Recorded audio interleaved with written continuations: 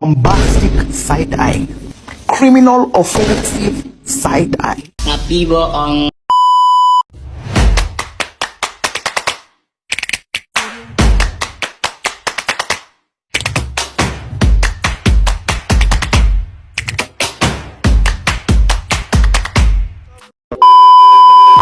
Halo semuanya, perkenalkan saya Niputu Nadia Widiantari, absen 25.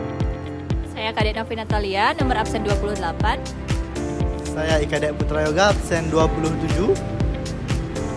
Saya Iko Manggus Risbowa, absen 26. Jadi di video kali ini kita akan membahas tentang manajemen perilaku di dunia kerja yang terdiri dari 3 aspek utama, yaitu Ada kepemimpinan, motivasi, dan gaya komunikasi. let's keep for working.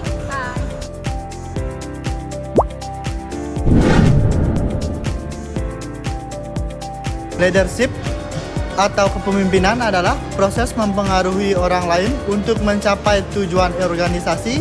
Adapun berbagai gaya kepemimpinan seperti otoriter, demokratis, dan transformasional. Lalu ada motivasi adalah faktor yang mendorong seseorang untuk bertindak. Dalam konteks kerja, motivasi bisa berasal dari dalam diri atau motivasi intrinsik atau dari luar motivasi ekstrinsik seperti gaji, penghargaan, atau pengakuan. Sedangkan gaya komunikasi menggambarkan bagaimana seseorang menyampaikan pesan, apakah itu secara terbuka, asertif, pasif, atau bahkan agresif. Jadi gaya komunikasi berpengaruh besar pada hubungan antar pegawai dan efektivitas kerja tim. 3 aspek ini sangat berkaitan erat. Kepemimpinan yang baik akan memotivasi karyawan dan komunikasi yang baik akan mempererat keduanya.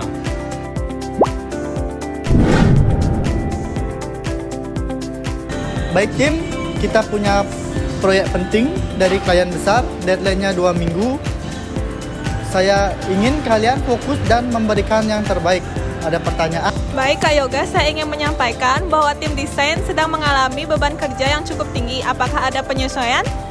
Kasih masukannya Nadia. Saya akan evaluasi pembagian tugas. Agus, bagaimana kabar tim pengembangnya? Secara teknis kami siap, tetapi ada beberapa anggota tim yang mengeluhkan karena tidak tahu progres dari tim lain. Karena informasi jarang dibagikan. Baik, saya setuju koordinasi antar divisi ini masih kurang. Mungkin kita bisa adakan briefing rutin. Baik, mulai minggu ini kita akan adakan meeting koordinasi setiap hari Senin dan Kamis. Saya akan mulai memberikan update seminggunya secara transparan.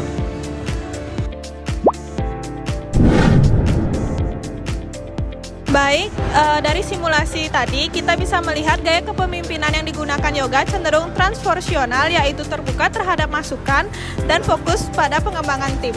Benar, yoga menunjukkan empati dan kemampuan mendengarkan aktif yang membuat tim merasa dihargai. Itu memunculkan motivasi intrinsik. Anggota tim akan menjadi lebih berkontribusi secara sukarela. Selain itu, kita melihat adanya perbaikan dalam gaya komunikasi. Awalnya yang kurang transparan, tapi dengan adanya update rutin dan briefing, komunikasi menjadi lebih terbuka dan juga kolaboratif. Namun tantangan seperti beban kerja tidak merata dan kekurangannya koordinasi adalah hal yang sering terjadi di dunia nyata. Ini bisa berdampak negatif kalau tidak ditangani, misalnya penurunan produktivitas atau konflik antar anggota tim. Misalnya, jika pemimpin bersikap otoriter dan tidak memberi ruang untuk diskusi, motivasi akan menurun. Karyawan hanya bekerja karena tekanan, bukan karena keinginan. Atau jika gaya komunikasi cenderung pasif atau bahkan pasif sampai agresif, maka kesalahpahaman bisa terjadi.